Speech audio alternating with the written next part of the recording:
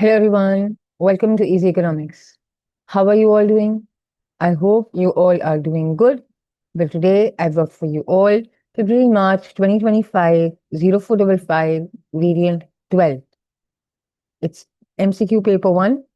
Let's dive quickly into the paper and see what this paper has brought for us today. MCQ number 1. MCQ number 1 says what is classed as the factor of production land. Now let's look at the options available. The first option says an airport, B says a car park, C says a doctor's office, and D says a forest.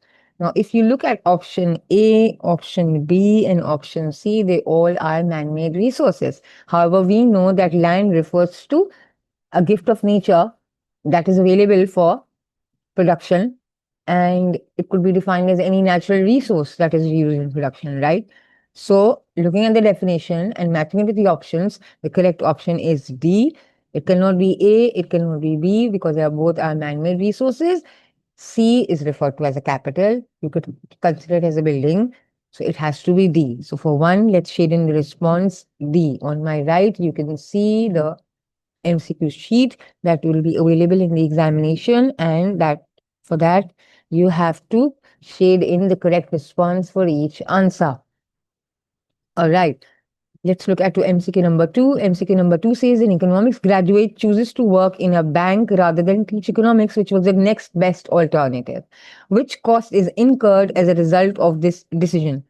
External cost, internal cost, opportunity cost, and private cost. And we all know when decisions are made and you have to forego something in order to get hold of the other thing, it has to be opportunity cost. It's the cost of the next best alternative forgone whenever a choice is made. So what cost is incurred whenever a choice is made? We all are highly acquainted with this term, which is the opportunity cost. So the correct option would be option C. So for 2, we'll shade in C. MCQ number 3. MCQ number 3 gives us a PPC curve. Now, what are they saying? They're saying the diagram shows the initial PPC curve, PPC1. So, PPC1 is the initial PPC curve. And now what has happened that the entire PPC curve has shifted inwards from PPC1 to PPC2. Now, the vertical axis is showing consumer goods and the horizontal axis is displaying capital goods. Now, what are they asking? What is likely to have caused the movement of the PPC curve to shift from PPC1 to PPC2? Now they are asking what could be the reason why the entire PPC1 shifted to PPC2. Now, this refers to what? A fall in the productive capacity of the economy. And we all know what factors could lead to, right? Maybe there could be a war or a natural calamity or a fall in the country's capability, right? A fall in productive potential. Let's look at the options. Option 1 says a decline in non-renewable resources. B says a decline in the opportunity cost of consumer goods. C says an increase in investment. D says an increase in unemployment. It cannot be an increase in investment. If there would have been an increase in investment, the PPC curve would have shifted outwards. An increase in unemployment. This option cannot be correct because had there been an increase in unemployment, so it would have been somewhere inside the curve. The curve would not have shifted entirely inside. It would have been referring to a point inside the curve showing inefficient resources, somewhere inside the curve, right? So it cannot be D. It cannot be B, a decline in the opportunity cost of consumer goods, because it's the entire curve that's shifting, right? Otherwise, it could have been movement along the same curve. So it has to be A, which is showing a decline in the non-renewable resources, right? So for 3, it has to be A. We'll shade in A. I hope this is clear. Number 4, what is an example of microeconomics? Now, this means there has to be only one option out of these 4, which is referring to a microeconomics issue or a topic. The rest are all referring to aggregates. Let's look at the options. A says a fall in the cost of growing wheat. B says a fall in the unemployment rate. C says an increase in the rate of inflation. D says an increase in government spending. Now, B, C, and D are all referring to aggregates. They are all referring to macroeconomic concepts. It's only option A, which is referring only to wheat, that is talking about a particular industry. That has to be microeconomics. So for 4, it has to be A. 5. There are 3 key questions to be decided in determining resource allocation within an economy. And what are those? What to produce, how to produce, and for whom to produce, right? There are 3 key questions And now they are saying what does not relate to any of one of the choices in the three questions. Now, what have they done is they've given us these four options, and now they are saying out of these four, there's only one which does not relate, which does not answer to any of these three key economic questions. Now, you have to figure out which option would not relate to any of those three key questions. Let's look at option one. A says whether all income groups receive the output.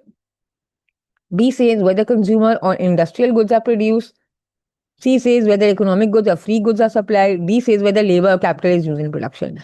Now, D would not be, because D is referring to how to produce, more of labor intensive or more of capital intensive. B says whether consumer goods or industrial goods, what to produce. Whether all income groups receive the output, for whom to produce, how to distribute the stuff. So A, B, and D are all referring. It's only C. Why? Because it says whether economic goods or free goods are supplied. Now it's talking about free goods, and we know free goods like air are not produced. They are not allocated. So it's outside the scope of these three basic questions, right? So it has to be C. Hope it's clear. Now let's look at number 6.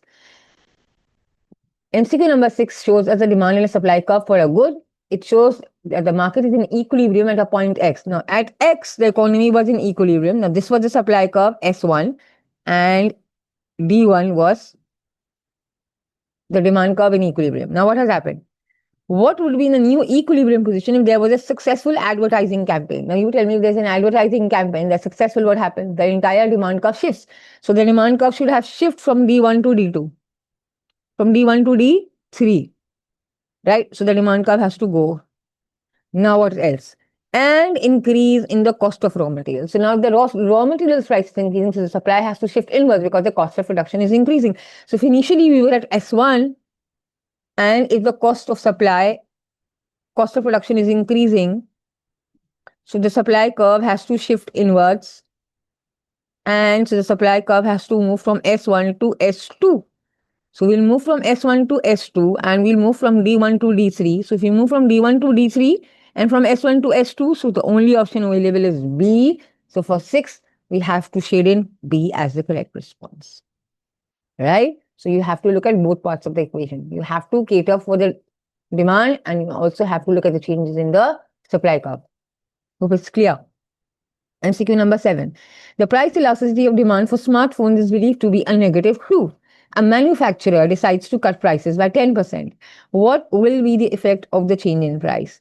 Now, they're asking you what will be the effect of the change in price. We know that price elasticity of demand refers to a percentage change in quantity demanded over a percentage change in price. Now, we know the price elasticity of demand was a negative 2. And percentage change in quantity demanded, we don't know, that we have to see, and the percentage change in price was a 0.1. So if it reduces is by 0.1, by 10%, what would be the impact? The impact would be the demand would fall by 20%. Right? So for 7, it has to be 8. You need to know the definition, you need to know the formula, plug in the figures and arrive at the answer. Number 8, what is a characteristic of a market economic system? A, consumers decide whether production is labor intensive or capital intensive. B, factors of production are government owned. That's incorrect. High levels of government intervention. Again, that's incorrect. A says consumer decides whether production is labor intensive, capital intensive. No, it's the producers who decide. So again, A, B, C are incorrect. Land and capital are privately owned. Yes. Consumer sovereignty is the main key feature of market economic system. So for 8, it has to be D. Number 9, a government intends to build a new road through a forest. Now, it's by clearing the forest that it intends to construct a road. What will be an external cost of this? Now, external cost refers to a cost that's borne by third parties who are neither directly involved in the production nor the consumption of a good or a service. Right? Are not directly involved. They are third parties. So what would be an external cost? The cost of building the road? No, that would be the private cost. The loss suffered by those who would have used the forest Yes, that's the correct answer. C says the cost of maintaining the road. No. The new jobs created from the construction of the road, that's a benefit. So A, C, and D are again incorrect. It's only B, that the loss suffered by those who could have used the forest, maybe for a means of a natural landscape, a place of serenity or a peace, right? Scenic view, right? So for 9, it has to be B. Number 10, which function does a central bank provides for the general public? Now, what does a state bank of an economy of a country does for its general public? Accepting deposits, issuing banknotes, making loans, providing overdrafts. Now, providing overdrafts, making loans, and accepting deposits are all functions of a commercial bank. It's the issuing of banknotes, the printing of currency, and the minting of coins that's done by the central bank. So for 10, it has to be B. The rest are all done by commercial bank. Number 11. At higher wage rates, an individual prefers to work shorter hours than receive extra income.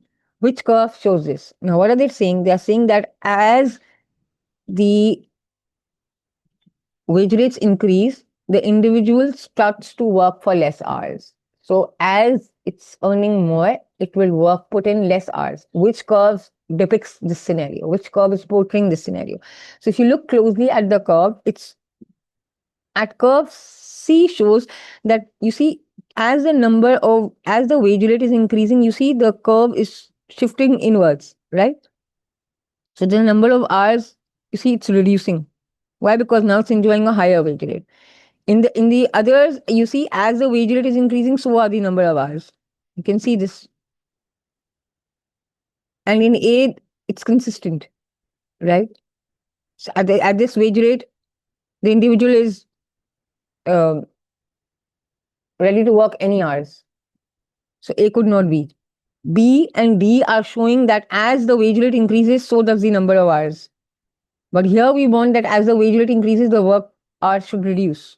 So it's only C which is showing that, you see, as the wage rate is increasing, the number of hours are reducing. So it's C. Number 12. In some countries, there has been a significant reduction in the number of trade union members. Who are the members of trade unions? We all know it has to be workers. It won't be employers, it won't be exporters, it won't be importers, it has to be workers. So for 12, it has to be C. Number 13, what would be most likely to encourage a firm to grow internally? Now, why would a firm want to grow internally? Why would it want to grow in size? There must have been something enticing, something encouraging that is forcing a firm to think about expanding its scale of operations, expanding its production process, right? When diseconomies of scale occur at lower levels of output, no, it would be discouraged.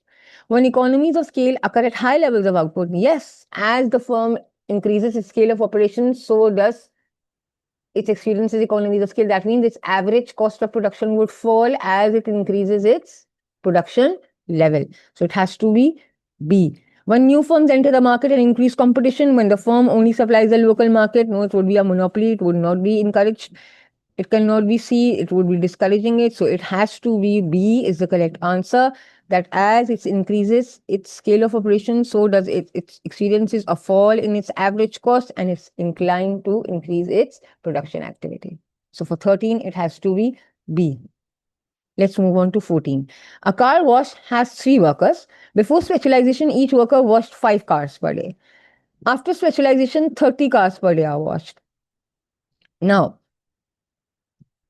if each worker before the specialization was washing 5 cars per day, so how many cars were being washed? 15. 5 into 3 is 15. So there are 15 cars being washed initially. But now after specialization, 30 cars. So what is the percentage increase in the productivity? 15 more cars are now being washed, right? So it's a 100% increase in productivity. So for 14, it has to be B. All right. 15. The diagram shows fixed cost, variable cost, and total cost of a firm. Now, if you look at the 3 curves, the vertical axis displays the costs, the horizontal axis displays the output. Now, first you need to label each curve. Now, this is a fixed cost. This is variable cost because it's 0. When the production level is 0, it has to be 0, right? And as the production level starts, the variable cost starts to increase, and this has to be total cost. Why? Because it's a sum of fixed cost and variable cost. Now, what are they asking? They're asking what is the firm's total variable cost at an output of 100 units. Now, at this 100 units, what's the variable cost? This is a variable cost, so it has to be 25,000. So $25,000 is the variable cost. So for 15, it has to be C. Number 16. The table shows the average revenue of a firm at various levels of output. They've given output at level 1, 2, 3, and 4, and they display the average revenue. What happens to total revenue? Now, we know total revenue is what? Average revenue into the output. So we'll multiply both of them. A 10 into 1 would be a 10. 8 into 2 would be a 16. 6 into 3 would be 18. 4 into 4 would be 16. Now, what's happening? Initially, the total revenue rose from 10 to 16 by a plus 6, then from 16 to 18 by a plus 2, and then again it fell. So it rose and then it fell. Now they're asking what happened to the total revenue. So total revenue rose and then fell, right? You've identified that. So for 16, it has to be C. All the others are negating. Number 17. What is the definition of a government budget? Now you tell me, how would you define a government budget? A government budget is the relationship between government revenue and government spending, right? So if you look at the definitions available, it's a forecast of the government spending and revenue for the financial year. So very first option 17, it has to be A. An account of government taxation revenues for the current financial year. But what about the other sources of income? And what about the spending? An estimate of capital spending? No. An explanation of government spending for the financial year? What about its earning? So all are incomplete. It's only option A which is giving us a complete definition of what budget means. So for 17, we'll shade in A. 18. A government decides to increase defense expenditure and reduce direct taxes. Now, which type of policy is this? Now, whenever we are talking about taxes and whenever we are talking about government expenditure, we are referring to what? Taxation and government spending. We are referring to what? We are referring to fiscal policy, right? So for 18, it has to be B. Number 19. Governments use monetary policy such as increasing the rate of interest. So now that the government decides to increase the interest rate, what is the result of increasing this rate? It creates disincentives for wage earners. No, wage earners would be inclined to save their money.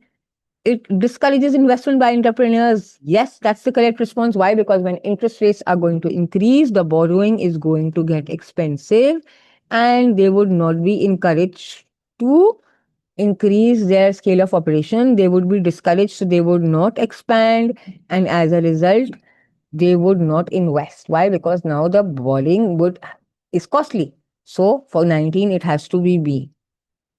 It reduces the disposable income of consumers. Interest rates and savings is going to increase. It reduces government transfer payments. So it cannot be C, it cannot be D.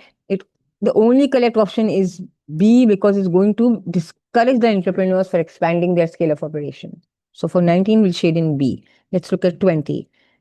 Now, this table shows the distribution of the working population in millions in various sectors of an economy over 2 years. Now, what have they done is, they've picked up a country, they've chosen year 1, year 2. For each of these 2 years, they've displayed us the level of people who were employed in different sectors of the economy over the 2 years. That means primary sector, secondary, and tertiary. So now, first, let's label out the sectors. Education is what? That's a tertiary sector. Engineering is what? A secondary. Farming, a primary. Finance, again a tertiary. Healthcare, again a tertiary. Motor vehicle production, a secondary. Oil extraction, again a primary. Now let's notice what happened. Year 1, it was 4 million. Year 2, it was 3 million. So it fell by 1 million. Engineering, it was 6 and then it was 8. So in secondary, it rose by a 2 million. In farming, it again fell. In finance, again it fell. In healthcare, it rose by a 1. In motor vehicle production, it was the same. In oil extraction, it was the same. Now they're saying what can be concluded from the information. So what can now you conclude by looking at these statistics? Less output was produced in the economy in year 2 and year 1. It's displaying you the employment level figures, nothing to do with the output level, so you can chop A. B says fewer people were employed in the secondary sector in year 1 than in year 2. Now let's look at this. In secondary sector in year 1, secondary sector is engineering and secondary sector is motor vehicle production. So motor vehicle production was consistent. But what about engineering? In year 1, there were fewer people. Yes, 6. And in year 2, there were 8. So that's correct. But before finalizing this, let's read C and D. C says more people were employed in the primary sector in year 2. Let's look at primary sector. Primary sector is farming and primary sector is oil extraction. Oil extraction was the same. Farming in year 2 was it 2 million and in year 1 it was 1 million. But the option says more people were employed in year 2. But over here, more people were employed in year 1. So you'll chop C because it's telling you an incorrect. D, more people were employed in the tertiary sector in year 2. Now let's identify which were the tertiary sectors. Education, in year 2, it was 3 million. In year 1, it was 4. It fell. What about the other one? Finance, again in year 1, it was 8. In year 2, it was 6. Again, it fell. Healthcare, it was only in healthcare that it rose by 1, but in the remaining, it fell, right? So the fall is more than the increase. So again, we are going to chop D. Right? Because here in education, it fell by 1 and in finance, it fell by 2. So it fell by a 3 and over here, in healthcare, it only rose by a 1. So a fall in 3 and a rise by 1 means it's still falling by a 2. Right? So again, you'll chop D. So the only correct option is B by elimination and by logic. I've shown that for 20, it has to be B. 21. Which government intervention would increase the geographic mobility of labor? So now you want to increase the geographic mobility of the labor. You want your labor to be able to offer jobs and move to other locations. What action by the government would improve it? Controlling firms locating in areas of low employment, that would reduce. Giving grants to firms moving into areas of high unemployment, but we are talking about people, labor. Providing relocation expenses for workers, yes. When you are subsidizing their cost of moving, the individuals would be inclined to offer jobs even in those areas which they were discouraged previously, because now in order to relocate, the government is offsetting the expense. Maybe the government is giving them payments for residents or getting houses, right? So subsidizing their expenses. Subsidizing declining industries, no. We're talking about workers.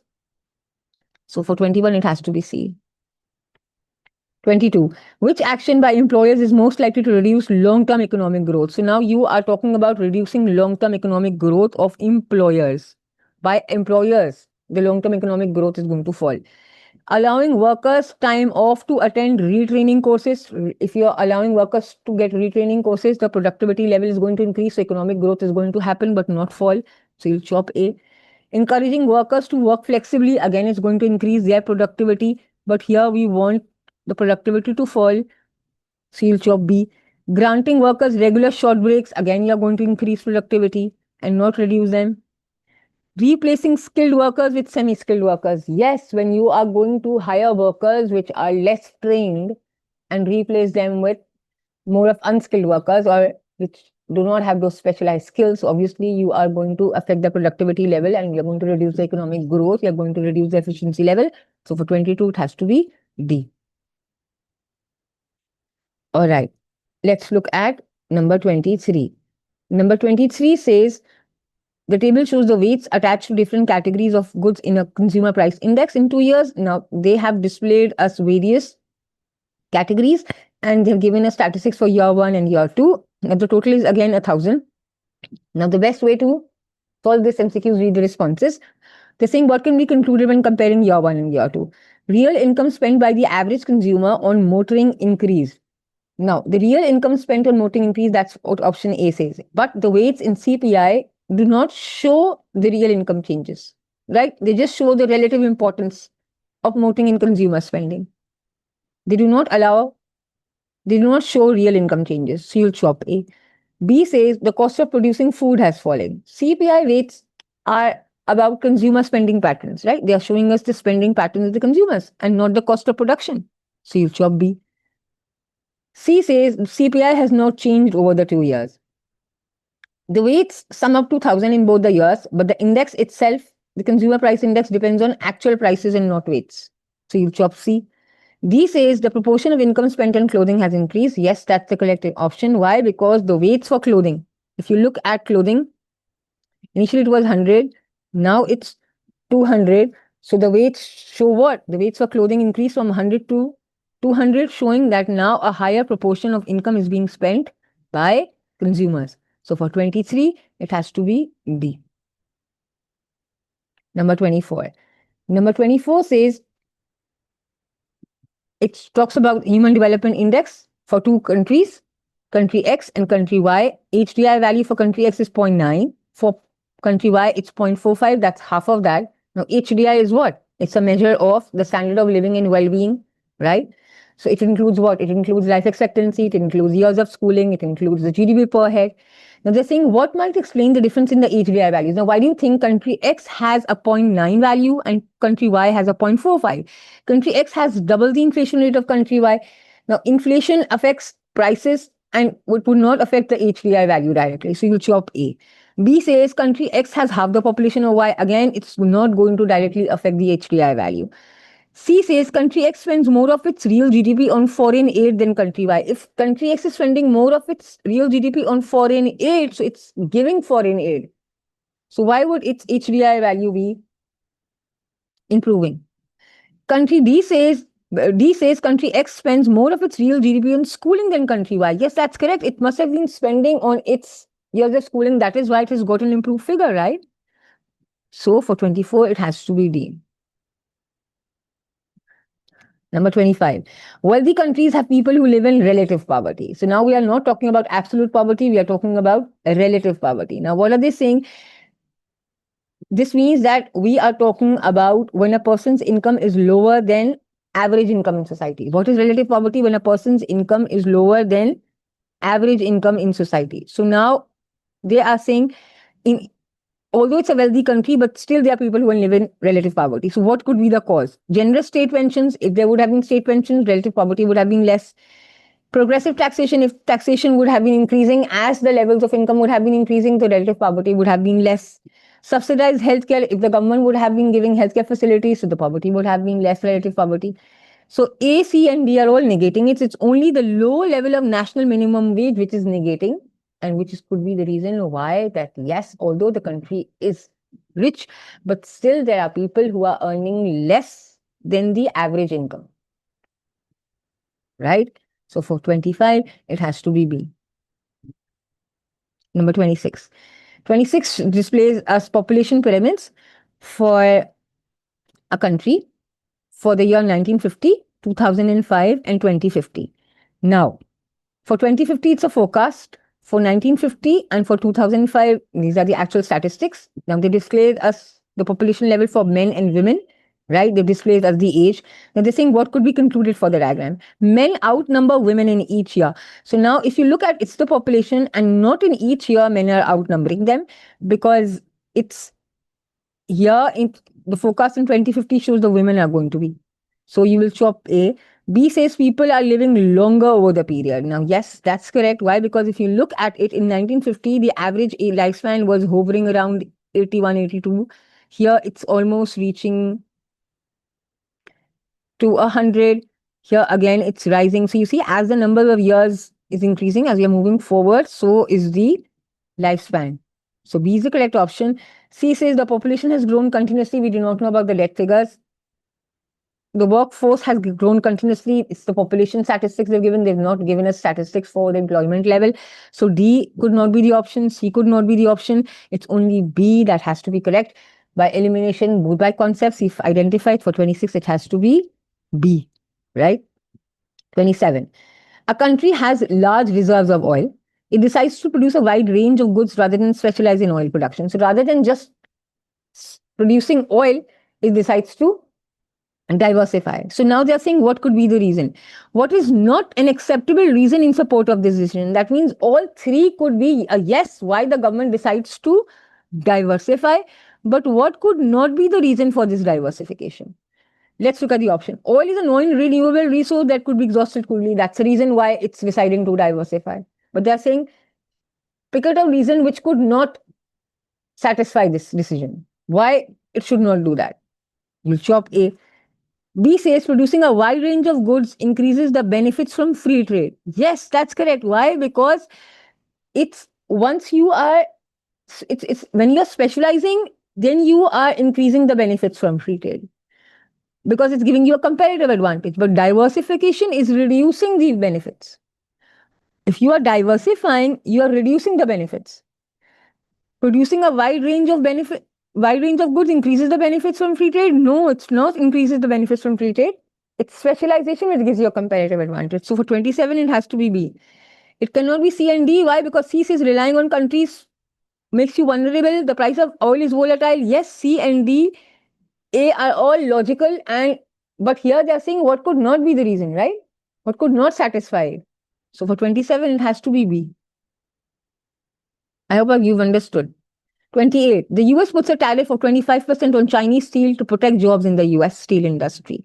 So now, in order to discourage steel, it imposes a tariff on Chinese steel in order to protect its jobs. Now they're saying under which condition would its policy be most effective? Now, which policy, why would this US policy be effective in under which scenario? Only if the price elasticity of demand has to be elastic, right? So it's elastic when it has to be greater than 1. It's greater than 1 when it is when an increase in the price would cause the demand to fall, right? So the price elasticity of demand for Chinese steel is negative 2.5. Why? Because if the moment it imposes a 25% tariff, the price elasticity of demand has to fall, right? The price elasticity of demand has to fall, and it has to be highly elastic, right? So in that case, it has to be option A. So it has to be elastic. So for 28, it has to be A. 29. What might a central bank do to stop a fall in its currency's value? Now let's look at the options available. Raise interest rates, reduce taxes on imports, remove controls on country outflows, sell their currency. If it's going to sell their currency, if it's going to remove controls, and if it's going to reduce taxes on imports, both are going to worsen off the scenario.